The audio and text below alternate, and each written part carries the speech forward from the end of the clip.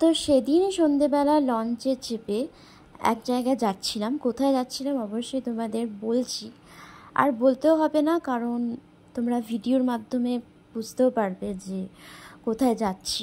তো তাও বলবো যে কোথায় যাচ্ছিলাম আমি আর আমার হাজব্যান্ড মিলে। তো তার আগে লঞ্চে চেপে একবার গঙ্গার দৃশ্যটা তোমাদের দেখাচ্ছি।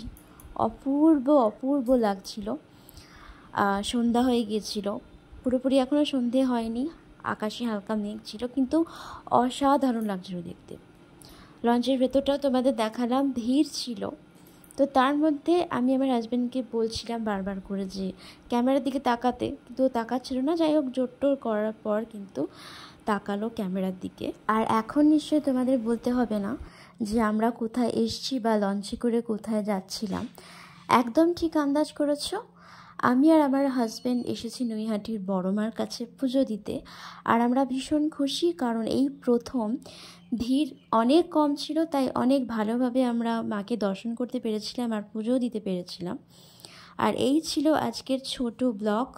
তোমরা প্লিজ কমেন্টের মাধ্যমে জয় বড় মা লিখে জানিও।